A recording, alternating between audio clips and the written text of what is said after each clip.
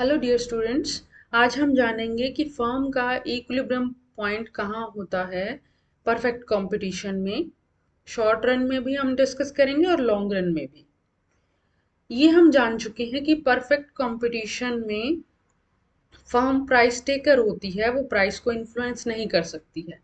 अब फर्म अपने profit maximise करने के लिए और लॉस मिनिमाइज करने के लिए क्या चेंज कर सकती है? अपनी आउटपुट चेंज कर सकती है, आउटपुट से संबंधित डिसीजन ले सकती है।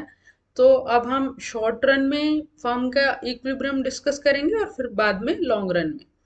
शॉर्ट रन में क्या पोजीशन होती है? फर्म की हम बात कर रहे हैं। फर्म का जो प्लांट होता है उसकी फिक्स्ड प्रोडक्शन कैपेसिटी होती है। हम यहाँ पर डिस्कस कर रहे हैं कि फर्म को अपने आउटपुट से संबंधित डिसीजन लेने हैं। तो शॉर्ट रन में कुछ फिक्स्ड फैक्टर्स होते हैं और कुछ वेरिएबल फैक्टर्स होते हैं। फिक्स्ड फैक्टर्स में चेंज फर्म नहीं कर सकती। वो अपने आउटपुट से संबंधित चेंजेस किसके द्वारा करेगी? वेरिएबल फैक्टर्स की अमाउंट को चेंज करके। दो अप्रोच हैं प्रॉफिट मैक्सिमम करने की और लॉस मिनिमम करने की। क्या क्या अप्रोचेस हैं? टोटल रेवेन्यू और total cost approach, this one is first approach. और दूसरी marginal revenue and marginal cost approach. Total revenue और टोटल कॉस्ट अप्रोच में हम मैक्सिमम प्रॉफिट के बारे में बात करेंगे। प्रॉफिट क्या होता है? जब हम टोटल रेवेन्यू में से टोटल कॉस्ट माइनस कर देते हैं तो जो भी रिमेनिंग है वो हमारा प्रॉफिट कहलाएगा। अब ये डायग्राम ध्यान से समझिए। एक्स एक्सिस पे हमने आउटपुट लिया है। इस चैप्टर के सभी डायग्राम्स में हम एक्स एक्सिस पर आउटपुट लेंगे और वाई एक्सिस पर कॉस्ट भी लेंगे, रेवेन्यू भी लेंगे। प्रॉफिट, यहाँ पे हमने प्रॉफिट का कर्व बनाया है तो यहाँ पे प्रॉफिट है, अदरवाइज कॉस्ट और रेवेन्यू वाई एक्सिस पर होंगे। अब पहले टोटल रेवेन्यू कर्व के बारे में डिस्कस करते हैं। परफेक्ट कंपटीशन में हर एक यूनिट का जो कमोडिटी की यूनिट होती है उसका प्राइस सेम रहता है। तो मार्जिनल रेवेन्यू अगर सेम है तो टोटल रेवेन्यू कर्व हमारा इस प्रकार से होगा, ओरिजिन से स्टार्ट होके और उसका स्लोप, क्योंकि मार्जिनल रेवेन्यू होता है और मार्जिनल रेवेन्यू सेम है तो इसका स्लोप भी सेम रहेगा। ये हमारा टोटल रेवेन्यू कर्व हो गया। टोटल कॉस्ट किस प्रकार से होंगी? ये हमारा कॉस्ट कर्व की शेप ऐसी होती है, आप पढ़ चुके हैं पिछले सेमेस्टर में। और शॉर्ट रन में क्योंकि कुछ फिक्स्ड कॉस्ट होती हैं तो ये जो टोटल कॉस्ट कर्व है ये ओरिजिन से स्टार्ट ना होकर वाई एक्सिस के किसी पॉइंट से स्टार्ट होगा। इस प्रकार से इसकी शेप होती है। ये है टोटल कॉस्ट। प्रॉफिट हम कैसे निकालते हैं? Total revenue minus total cost. ये हमारा टोटल प्रॉफिट कर्व है। ये हमारा टोटल प्रॉफिट कर्व है। अब स्टार्टिंग में ये देखिए, टोटल रेवेन्यू कम है, टोटल कॉस्ट ज़्यादा है, तो इस वजह से यहाँ पे क्या हो रहे हैं? ये लॉस हो रहे हैं। यहाँ पे प्रॉफिट जो है वो नेगेटिव में है। उसके बाद ये जो ए पॉइंट है यहाँ पे टोटल रेवेन्यू टोटल कॉस्ट के इक्वल हो रहा है। टोटल रेवेन्यू टोटल कॉस्ट के इक्वल हो रहा है तो इसलिए इसको इकोनॉमिक टर्म में ब्रेक इवन पॉइंट कहा जाता है। यहाँ पर जीरो प्रॉफिट है क्योंकि टोटल रेवेन्यू और टोटल कॉस्ट एक दूसरे के इक्वल हैं तो प्रॉफिट जीरो है। उससे नेक्स्ट, अब ये देखिए, उसके बाद टोटल कॉस्ट कम हो रही है यहाँ पे और टोटल रेवेन्यू इससे ज़्यादा है। तो ये जो गैप बन रहा है ये किसका है? प्रॉफिट का गैप है। ये जो टोटल प्रॉफिट कर्व है यहाँ पे यहाँ तक इंक्रीज होगा ओ एम आउटपुट तक। टोटल प्रॉफिट OM1 से लेके OM तक प्रॉफिट इंक्रीज हो रहा है और उसके बाद ये प्रॉफिट कम हो रहा है। ये यहाँ के गैप से हमने निकाला है, टोटल रेवेन्यू और टोटल कॉस्ट के डिफरेंस से। स्टार्टिंग में ये कम है, यहाँ पर मैक्सिमम हो जाता है और उसके बाद फिर से कम होने लग जाता है। तो जहाँ पर एक तो पहली बात, यहाँ पर आउटपुट से संबंधित डिसीजन फर्म इस रेंज के बीच में लेगी, OM1 से लेके OM2 तक। इस रेंज तक उसको डिसीजन, क्योंकि इससे पहले उसको क्या हो रहे हैं, लॉस हो रहे हैं। और जैसे जैसे वो आउटपुट बढ़ाएगी तभी कोस्ट हमारी यू शेप्ड होती हैं। कोस्ट हमारी average cost, marginal cost U shaped होती हैं। तो जैसे जैसे प्रोडक्शन बढ़ेगा तभी कोस्ट कम होंगी। तो उसको प्रोडक्शन इससे ज़्यादा करना पड़ेगा, इन दोनों पॉइंट के बीच की रेंज में उसको डिसाइड करना पड़ेगा। अगर हम मैक्सिमम प्रॉफिट की बात कर रहे हैं तो मैक्सिमम प्रॉफिट यहाँ पर होगा, जहाँ पर टोटल रेवेन्यू और टोटल कोस्ट का डिफरेंस सबसे ज़्यादा है। इन दो पॉइंट्स पर हम क्या कहेंगे, ये दोनों ही ब्रेक इवन पॉइंट्स हैं जहाँ पे टोटल रेवेन्यू टोटल कॉस्ट के इक्वल है। उसके बाद क्या होना शुरू हो जाता है, देखो लॉसेस होने शुरू हो जाते हैं, ये भी लॉस है। और क्योंकि टोटल कॉस्ट ज़्यादा है टोटल रेवेन्यू से, तो ये एरिया लॉस का है। यहाँ पे डिसीजन लेना है इस रेंज के OM1 से OM2 के बीच में, और OM आउटपुट लेवल पर मैक्सिमम प्रॉफिट हो रहे हैं। तो ये हमारा मैक्सिमम प्रॉफिट का पॉइंट है, मैक्सिमम प्रॉफिट का पॉइंट है। आप इस डायग्राम को पूरा एक्सप्लेन करेंगे कि इससे पहले लॉसेस हैं, यहाँ पर प्रॉफिट्स हैं, पॉजिटिव हैं, और यहाँ पर मैक्सिमम है, ये दोनों ब्रेक इवन पॉइंट हैं। इन सभी के बारे में आप एक्सप्लेन करेंगे। दूसरा केस हमने डिस्कस करना है मिनिमम लॉस का। मिनिमम लॉस, लॉस अगर हो रहे हैं तो मिनिमम लॉस का पॉइंट कौन सा होगा, ये देखिए। यहाँ पर आउटपुट हमने लिया है, और ये रेवेन्यू, कोस्ट और लॉस की बात हम यहाँ पे कर रहे हैं, तो लॉस भी हमने लिया है। टोटल रेवेन्यू का हमारा ये है, प्राइस जितना अधिक होगा तो ये टोटल रेवेन्यू इस तरफ होगा, प्राइस जैसे जैसे कम होता जा रहा है तो टोटल रेवेन्यू इस तरफ होगा। तो ये अगर पहले के कंपैरिजन में प्राइस कम हुआ है और टोटल रेवेन्यू कर्व हमारा ये वाला है, टोटल कॉस्ट ये है हमारी, और वेरिएबल कॉस्ट, क्योंकि शॉर्ट रन में वेरिएबल कॉस्ट भी होती हैं, तो ये हमारा वेरिएबल कॉस्ट का कर्व है। इन दोनों का अंतर क्या होता है, fixed cost plus variable cost क्या कहलाती हैं, फिक्स्ड कॉस्ट। ये इसमें टाइम लग रहा है इसलिए मैं नहीं लिख रही हूँ, यहाँ पे लिखूंगी, आगे नहीं लिखूंगी। फिक्स्ड कॉस्ट और वेरिएबल कॉस्ट ये क्या होती हैं, टोटल कॉस्ट। अब ये वेरिएबल कॉस्ट हैं तो इनका डिफरेंस क्या है, फिक्स्ड कॉस्ट, क्योंकि फिक्स्ड कॉस्ट सेम रहती हैं तो इसलिए इन दोनों के बीच का गैप भी सेम है। अब यहाँ पर आउटपुट का डिसीजन किस प्रकार से लिया जाएगा, जहाँ पर लॉस मिनिमम हो रहे हैं, ये इस पॉइंट पर यहाँ पे वेरिएबल कॉस्ट टच कर रही है, टेंजेंट है टोटल रेवेन्यू कर्व के। इट मींस इस आउटपुट लेवल पर केवल वेरिएबल कॉस्ट कवर हो रही हैं, जो घटती बढ़ती लागतें हैं वो ही कवर हो रही हैं, जो स्थिर लागतें हैं उसका लॉस फर्म को बियर करना पड़ेगा, सहन करना पड़ेगा। इसको मिनिमम लॉस क्यों कह रहे हैं, क्योंकि अगर फर्म कुछ समय के लिए प्रोडक्शन को सस्पेंड कर देती है, प्रोडक्शन बंद कर देती है कुछ समय के लिए, तो भी उसको फिक्स्ड कॉस्ट का लॉस तो सहन करना ही करना पड़ेगा। और यहाँ तक अगर वो प्रोडक्शन कर रही है, OM प्रोडक्शन कर रही है, यहाँ पर उसकी वेरिएबल कॉस्ट कवर हो रही है, मतलब इतना उसको प्रोडक्शन कर लेना चाहिए। अगर प्रोडक्शन करती है तब भी उसको फिक्स्ड कॉस्ट का लॉस है, और अगर सस्पेंड करती है प्रोडक्शन को तो भी उसको फिक्स्ड कॉस्ट का लॉस बियर करना पड़ेगा। तो ये हमारा मिनिमम लॉस का पॉइंट है।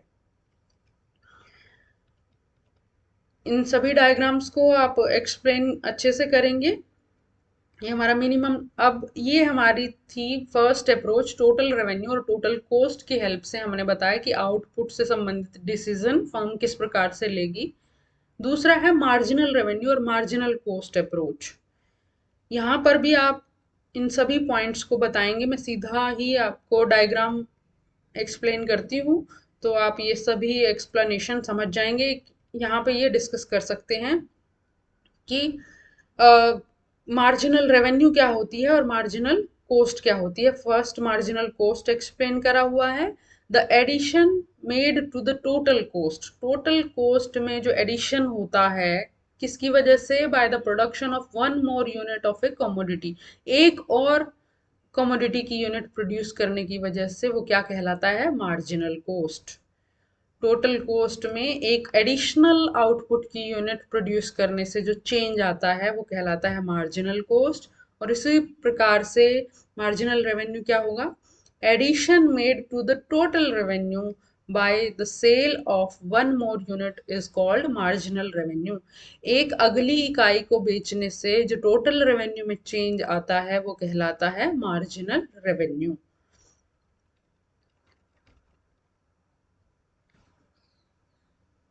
यहाँ पर व्हेन MR हमारा कंडीशंस अभी हम डिस्कस करेंगे कि एक कंडीशन होती है हमारी नेसेसरी कंडीशन कि मार्जिनल रेवेन्यू मार्जिनल कोस्ट के इक्वल होना चाहिए, और दूसरी कंडीशन क्या होगी? Marginal cost curve cuts MR from below. Marginal cost curve MR को नीचे से काटे, मतलब MC बढ़ता हुआ होना चाहिए। It should not always be construed as state of maximization of profit। इसको प्रॉफिट मैक्सिमाइजेशन की स्टेट नहीं लेना है, ये इक्विलिब्रियम की स्टेट है जहां से फर्म चेंज नहीं करना चाहेगी। It may as well be a state of minimisation of loss. ये स्टेट प्रॉफिट मैक्सिमाइजेशन की भी हो सकती है और लॉस मिनिमाइजेशन की भी हो सकती है। थिंग इज कि इक्विलिब्रियम स्टेट है। Equilibrium only means that given the revenue and cost conditions, revenue और कोस्ट कंडीशन जो गिवन है, the firm will not like to deviate from the point where MR is equal to MC। अगर ये conditions revenue और cost conditions given है तो equilibrium का मतलब क्या होता है? जहां से फर्म मूव ना करना चाहे, वो उसका बेस्ट डिसीजन हो। वो प्रॉफिट मैक्सिमम करने के लिए भी हो सकता है, लॉस मिनिमाइज करने के लिए भी हो सकता है। A firm would not like to make any change in its production when its marginal revenue is equal to marginal cost। यही बात अभी हमने की है कि इक्विलिब्रियम का मतलब क्या होता है कि फर्म अपने आउटपुट के डिसीजन को चेंज नहीं करना चाहेगी। दो कंडीशंस हैं हमारी कि MC is equal to MR, ये हमारी नेसेसरी और फर्स्ट ऑर्डर कंडीशन है कि मार्जिनल कोस्ट मार्जिनल रेवेन्यू के इक्वल होना चाहिए। और दूसरा है marginal cost intersects MR curve from below. Marginal cost curve MR curve को नीचे से काटे, ये हमारी सफिशिएंट कंडीशन है। सफिशिएंट कंडीशन है। सफिशिएंट कंडीशन का मीनिंग अभी मैं आपको एक्सप्लेन करूंगी। ये हमारा डायग्राम, आउटपुट से संबंधित फर्म को डिसीजन लेने हैं तो आउटपुट एक्स एक्सिस पर है, रेवेन्यू और कोस्ट हमारे वाई एक्सिस पर है। ये हमें पता है परफेक्ट कंपटीशन में ये हमारा प्राइस लाइन भी है, एवरेज रेवेन्यू कर्व भी है, मार्जिनल रेवेन्यू कर्व भी है, डिमांड कर्व भी है। ये OP और ये PP जो है हमारा प्राइस लाइन भी, एवरेज रेवेन्यू, मार्जिनल रेवेन्यू और डिमांड कर्व। मार्जिनल कोस्ट किस प्रकार की शेप की होती है? यू शेप की। तो ये देखिए कि स्टार्टिंग में यहाँ पे MCMR बराबर हो रहे हैं और नेक्स्ट फिर यहाँ पर MCMR हो रहे हैं, और ये जो गैप है ये क्या दिखा रहा है कि मार्जिनल रेवेन्यू, ये मार्जिनल रेवेन्यू है और ये मार्जिनल कोस्ट है, उन दोनों के बीच अंतर है, मतलब यहाँ पर प्रॉफिट्स हो रहे हैं क्योंकि मार्जिनल रेवेन्यू ज्यादा है मार्जिनल कोस्ट से। अब आउटपुट से संबंधित डिसीजन के बारे में देखिए कि स्टार्टिंग में फर्म यहाँ पर प्रोडक्शन से संबंधित डिसीजन नहीं लेगी, वो रेंज हमारी ON और OM के बीच में है। यहाँ पर क्या हो रहे हैं? मार्जिनल कोस्ट ज्यादा है मार्जिनल रेवेन्यू से, तो यहाँ पर डिसीजन नहीं लेगी क्योंकि फर्म को पता है कि जैसे जैसे वो और प्रोडक्शन करेगी उसकी मार्जिनल कोस्ट कम होने वाली है।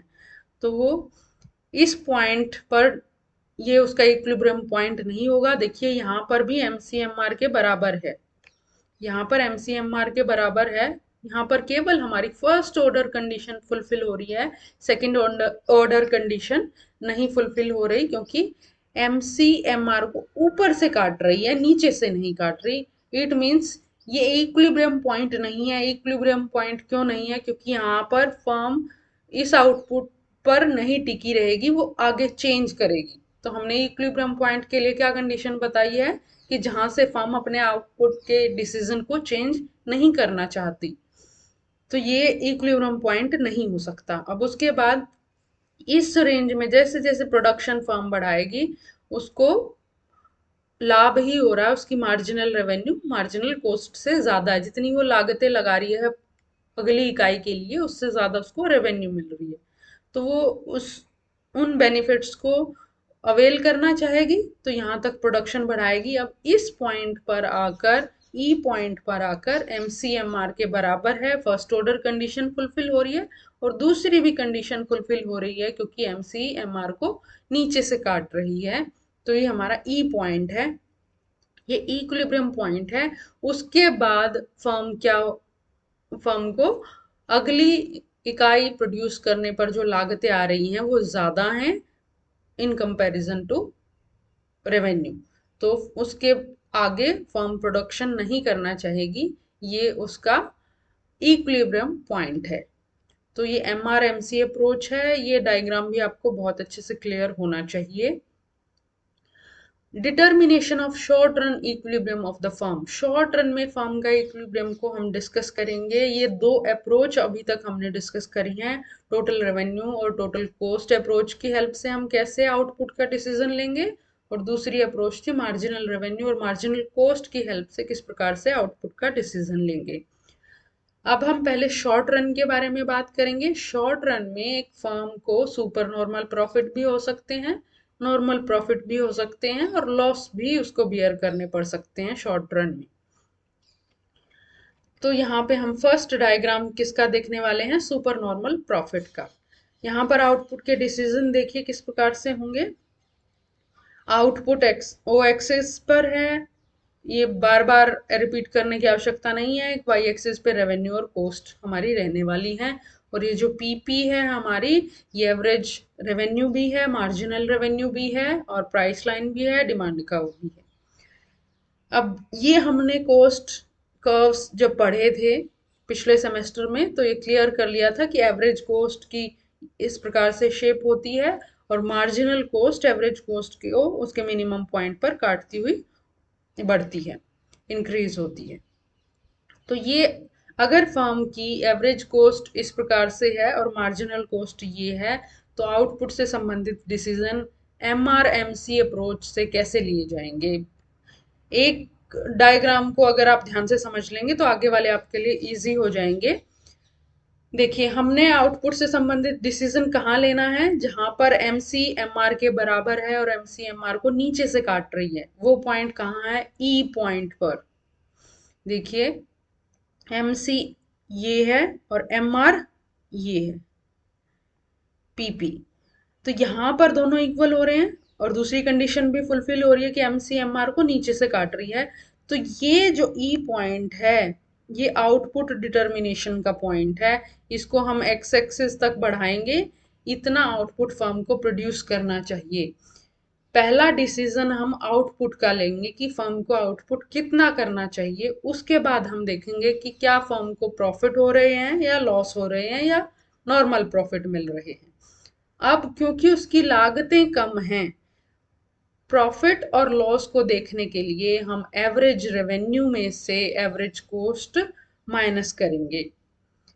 प्रॉफिट के लिए हम क्या करेंगे, एवरेज रेवेन्यू में से एवरेज कॉस्ट माइनस करेंगे। यहाँ पर क्योंकि प्रॉफिट का केस है, एवरेज रेवेन्यू हमारी ये है, एवरेज रेवेन्यू ज़्यादा है और एवरेज कॉस्ट कम है। इस आउटपुट लेवल पे हम देखेंगे, इस आउटपुट पहले आउटपुट लेवल डिसाइड किया, इसको एक्स एक्सिस तक बढ़ाया, तो ये हमें पता चल गया कि OM आउटपुट लेवल है। अब इस आउटपुट लेवल पे एवरेज रेवेन्यू हमारा ME है और एवरेज कॉस्ट कितना है, MA।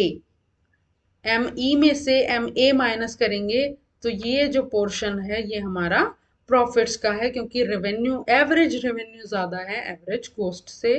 तो इस यूनिट के साथ तो ये प्रॉफिट है। अगर हमने इन सारी यूनिट्स के लिए प्रॉफिट देखना है तो ये सारा एरिया हमारा क्या कहलाएगा, यहाँ से हम वाई एक्सिस की तरफ लाइन ड्रॉ कर देंगे और ये जो एक रेक्टेंगल बन गया ये हमारा सुपर नॉर्मल प्रॉफिट का केस है। आई होप ये आपको समझ आ गया होगा। उसके बाद हम नेक्स्ट केस देखेंगे कि नॉर्मल प्रॉफिट। नॉर्मल प्रॉफिट किस प्रकार से होंगे, नॉर्मल प्रॉफिट ये देखिए, इस पे फोकस करिए। नॉर्मल प्रॉफिट कब होंगे? जब एवरेज रेवेन्यू एवरेज कोस्ट के इक्वल है, तो ना तो प्रॉफिट हो रहे हैं और ना ही लॉस हो रहे हैं। एवरेज कोस्ट अब इस प्रकार से बनाना है कि जहां पर एवरेज रेवेन्यू और एवरेज कोस्ट बराबर हो जाए। ये एवरेज रेवेन्यू है हमारा पीपी, और एवरेज कोस्ट का इस प्रकार से बनाना है कि जहां पर average revenue is equal to average cost हो जाए। एमसी एसी को नीचे से काटेगी। ये इक्विलिब्रियम पॉइंट है क्योंकि एम आर एम सी यहाँ पर बराबर है। आउटपुट का डिसीजन हो गया। अब इस आउटपुट पर हम देखेंगे कि उसको लॉस हो रहे हैं या प्रॉफिट हो रहे हैं। तो हम एवरेज रेवेन्यू और एवरेज कोस्ट का डिफरेंस देखेंगे। यहाँ पर कोई डिफरेंस नहीं है, दोनों इक्वल हैं, तो हम इसको क्या कहेंगे? Normal profit. और नॉर्मल प्रॉफिट क्या होते हैं हमारे? Are a part of total cost of firm. Firm की टोटल कॉस्ट का ही एक पार्ट होते हैं। या प्रॉफिट के जो चैप्टर में है उसमें डिटेल में समझ चुके हैं। मिनिमम लॉस क्या हो सकते हैं? फर्म को शॉर्ट रन में लॉस भी बियर करने पड़ सकते हैं, तो मिनिमम लॉस कितना होगा? जो हमने टोटल रेवेन्यू और टोटल कॉस्ट अप्रोच में बताया कि वो केवल फिक्स्ड कॉस्ट का लॉस बियर कर सकती है फर्म शॉर्ट रन में। लॉन्ग रन में तो अभी हम नेक्स्ट बात करेंगे, अभी शॉर्ट रन की ही बात कर रहे हैं। तो शॉर्ट रन में एक फर्म फिक्स्ड कॉस्ट का लॉस बियर कर सकती है, क्योंकि अगर वो प्रोडक्शन को सस्पेंड भी करती है कुछ समय के लिए, यहाँ पे बताया हुआ है कि शट डाउन का मतलब यहाँ पे परमानेंटली उसको बंद कर देना नहीं है प्रोडक्शन को। टेम्परेरी सस्पेंशन है आउटपुट का, कुछ समय के लिए आउटपुट को या प्रोडक्शन को बंद करेगी फर्म, और बेहतर अपॉर्चुनिटीज की वेट करेगी। यहाँ पे हम शट डाउन पॉइंट भी डिस्कस करेंगे और लॉसेस के बारे में भी डिस्कस करेंगे। तो एक पॉइंट हमने जान लिया कि मैक्सिमम जो है फर्म फिक्स्ड कॉस्ट का लॉस बियर कर सकती है, उससे ज्यादा नहीं। देखिए यहाँ पर जो आपने एवरेज कॉस्ट कर्व बनाना है वो एवरेज रेवेन्यू कर्व से ऊपर बनाना है। आपको डायग्राम्स ये सभी बना के देखने हैं, तभी आप इनको एक्सप्लेन कर पाएंगे। आपको average cost average revenue curve से ऊपर बनाना है। और ये आपने शेप अच्छे से समझ रखी है पिछले सेमेस्टर में कि एवरेज कोस्ट का शेप ये होता है, और एवरेज वेरिएबल कोस्ट भी यहाँ पे हमने ड्रॉ करनी है। एवरेज कोस्ट और एवरेज वेरिएबल कोस्ट का अंतर क्या कहलाएगा? Average fixed cost. ये भी आपने समझा था कि अगर एवरेज वेरिएबल कोस्ट हम बना रहे हैं तो उसका मिनिमम पॉइंट एवरेज कोस्ट के मिनिमम पॉइंट से पहले आता है, और फिर उनका गैप इस प्रकार से कम होने लग जाता है। ये आप जो कोस्ट का चैप्टर है उसमें समझ चुके हैं कि एवरेज कोस्ट की ये शेप होती है। एवरेज वेरिएबल कोस्ट का मिनिमम पॉइंट उससे पहले आएगा और फिर उन दोनों का गैप कम होना शुरू हो जाएगा। और मार्जिनल कॉस्ट का इन दोनों के साथ क्या रिलेशन है कि दोनों के मिनिमम पॉइंट पर मार्जिनल कॉस्ट कट करती है। तो ये हमने मार्जिनल कॉस्ट बना लिया। सभी हमारे पास average revenue, marginal revenue, average cost, average variable cost, marginal cost, ये सब हमने ड्रॉ कर लिए। उसके बाद हम इक्विलिब्रियम पॉइंट के लिए डिसीजन लेंगे। ये कहाँ पर होगा? अगर स्टार्टिंग में ओपी प्राइस लेवल है, ये वाला हमारा प्राइस लेवल है, इस पर डिसीजन किस प्रकार से होगा? यहाँ पर एम आर एम सी एक दूसरे के बराबर हैं। पहले हम ये पॉइंट डिनोट करेंगे, उसके बाद इसको एक्स एक्सिस तक बढ़ाएंगे। ये आउटपुट का डिसीजन हो गया। अब इस आउटपुट लेवल पर हम देखेंगे कि एवरेज रेवेन्यू और एवरेज कोस्ट में क्या अंतर है। एवरेज रेवेन्यू कम है, एवरेज कोस्ट ज्यादा है, तो इट मीन्स लॉस हो रहे हैं। ये इस आउटपुट यूनिट पर लॉस है, और अगर हम इन सभी आउटपुट यूनिट्स के लिए लॉस देखेंगे तो ये सारा एरिया हमारा लॉस का हो जाएगा। एक बात हमने ये लॉस की देख ली। अब मिनिमम लॉस का पॉइंट कहाँ पर होगा?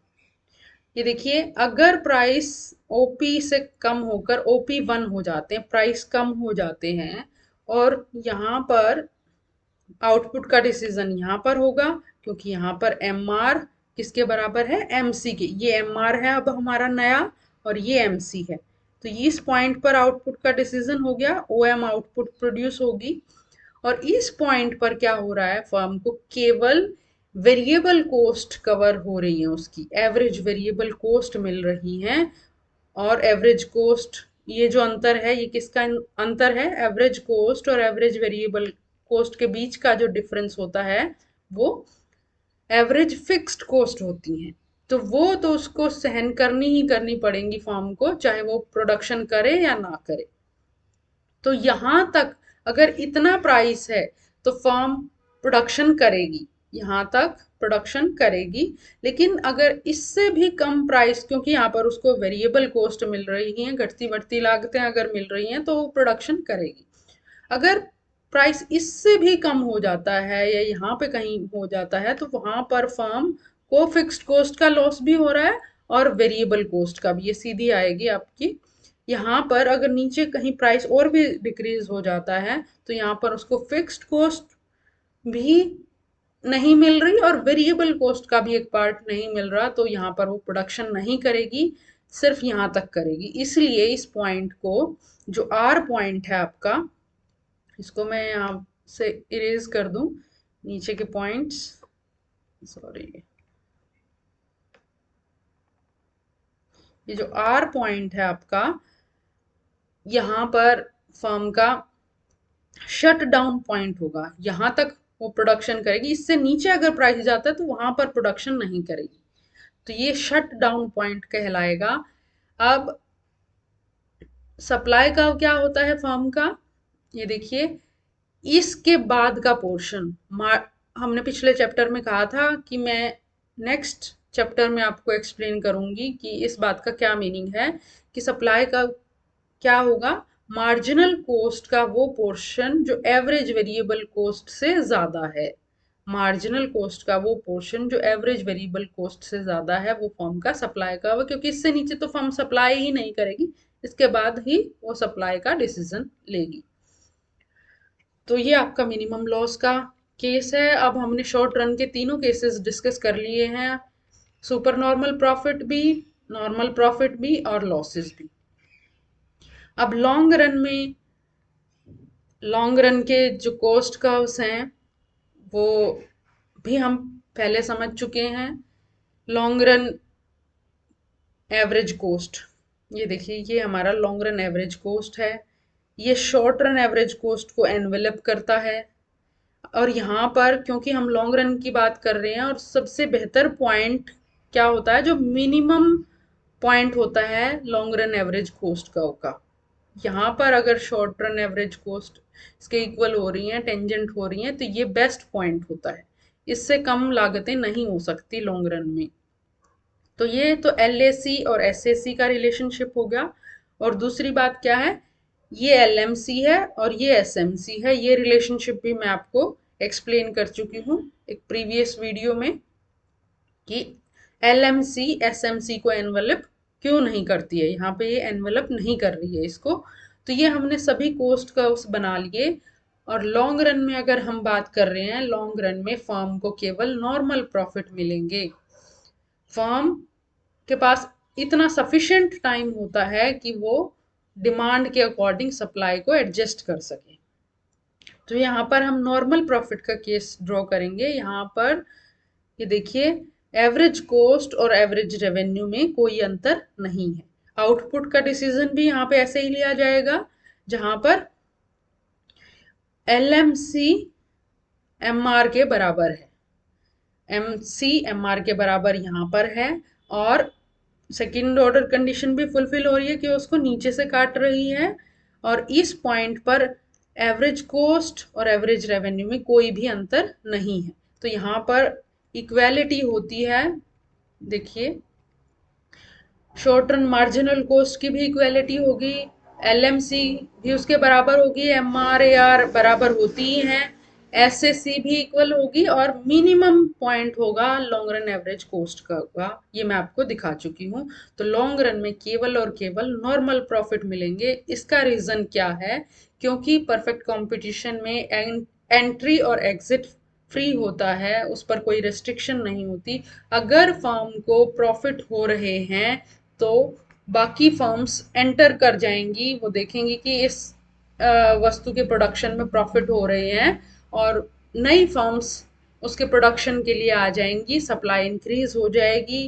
ये देखिए यहाँ पे डायग्राम में ही बात करेंगे कि एंट्री और एग्जिट अलाउ होने की वजह से लॉन्ग रन में फर्म को केवल नॉर्मल प्रॉफिट्स ही मिलते हैं। ये फर्म का डायग्राम है और ये इंडस्ट्री का।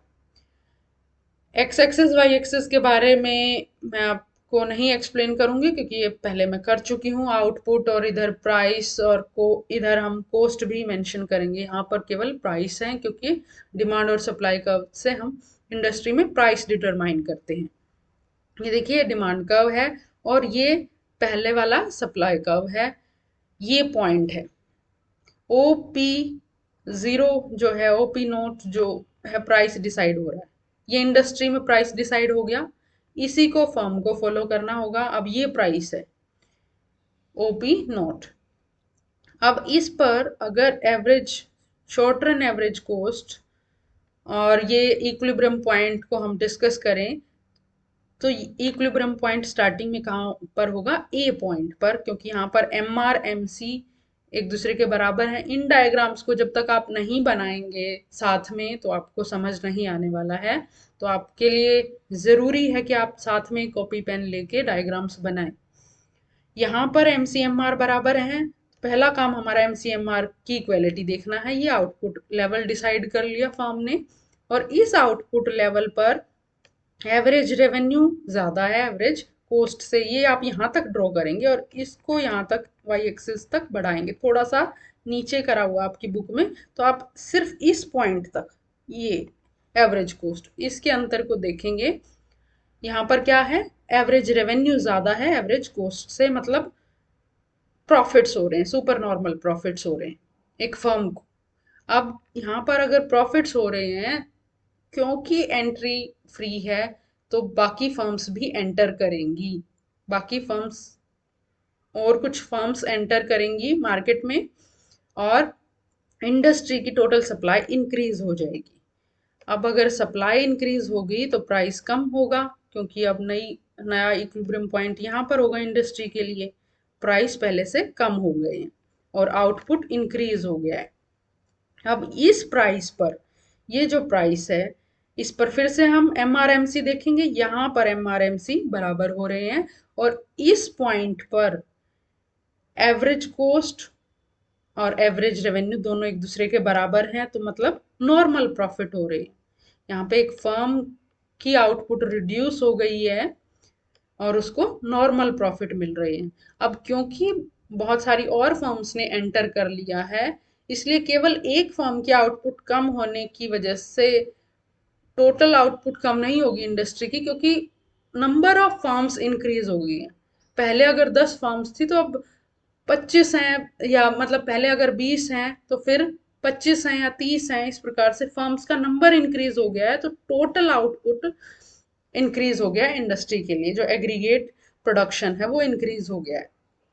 ये पॉइंट आपने बताना है कि एक फर्म के लिए आउटपुट कम हो गया है लेकिन टोटल आउटपुट इंक्रीज हो गया है मार्केट में। उसके बाद एक और केस देखेंगे कि अगर लॉस हो रहे हैं तो लॉन्ग रन में किस प्रकार से नॉर्मल प्रॉफिट पर एक फर्म पहुंच जाएगी। अगर एक फर्म को लॉस हो रहे हैं तो वो वाला केस हम डिस्कस करेंगे। ये हमारा डिमांड कर्व है और ये इनिशियल, ये वाला SS इनिशियल सप्लाई कर्व है। ये इक्विलिब्रियम पॉइंट है, इसके अकॉर्डिंग OP0 प्राइस तय हो रहा है। यही फर्म के लिए प्राइस है। अब इस प्राइस पर फर्म को केवल एवरेज वेरिएबल कोस्ट, ये SAVC है, एवरेज वेरिएबल कोस्ट कवर हो रही है। यहाँ पे पहले आउटपुट लेवल देखेंगे, MRMC यहाँ पर बराबर हो रहे हैं और इस पॉइंट पर जो एवरेज रेवेन्यू है वो किसके बराबर है, एवरेज वेरिएबल कोस्ट के। इट मीन्स यहाँ पर लॉस हो रहे हैं क्योंकि यहाँ पर एवरेज रेवेन्यू ये है और एवरेज कोस्ट यहाँ पर है। ये पॉइंट ड्रॉ करेंगे, आपकी बुक में थोड़ा सा गलत है ये, तो इसको ठीक करेंगे। यहाँ पर ये आउटपुट लेवल पर आप डिफरेंस देखेंगे एवरेज कोस्ट और एवरेज रेवेन्यू का। ये जो डिफरेंस है अब इसको हम वाई एक्सिस तक बढ़ा देंगे तो ये पोर्शन सारा लॉस का है। अब अगर लॉस हो रहा है लॉन्ग रन में तो लॉन्ग रन में फर्म्स लॉस बियर नहीं करेंगी। कुछ फर्म्स जो मार्जिनल फर्म्स हैं, जो बिल्कुल कगार पर हैं, उनको ज़्यादा नुकसान हो रहा है तो वो क्विट कर देंगी, इंडस्ट्री से क्विट कर देंगी। तो उसकी वजह से क्या होगा, इंडस्ट्री में सप्लाई कम होगा। सप्लाई कम होने की वजह से अब नया जो प्राइस तय होगा वो पहले वाले प्राइस से ज़्यादा होगा। अब इस प्राइस पर फर्म की सिचुएशन हम समझेंगे। अगर OP1 प्राइस है तो यहाँ पर आउटपुट का डिसीजन कहाँ होगा, ए पॉइंट पर, क्योंकि यहाँ पर MCMR के बराबर है। और इस पॉइंट पर क्योंकि एवरेज रेवेन्यू एवरेज कॉस्ट के बराबर है तो यहाँ पर केवल नॉर्मल प्रॉफिट्स हो रहे हैं। ये हमने पॉइंट एक्सप्लेन किया कि क्यों लॉन्ग रन में केवल नॉर्मल प्रॉफिट होते हैं, लॉस या सुपर नॉर्मल प्रॉफिट क्यों नहीं होते हैं। क्योंकि फर्म जो है एंट्री कर सकती हैं और एग्जिट कर सकती हैं इंडस्ट्री में, इस वजह से। तो ये था आपका परफेक्ट कंपटीशन के बारे में। इसके बाद का पोर्शन हम नेक्स्ट वीडियो में डिस्कस करेंगे BCom के स्टूडेंट्स के लिए। Thank you so much.